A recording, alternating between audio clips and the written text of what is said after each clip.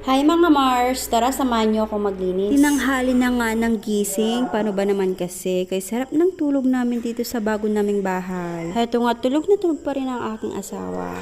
Paano ba naman kasi? Malamig pa rin dito kahit tanghali na. Doon kasi sa luma naming bahay, maaga pa lang, napakainit na.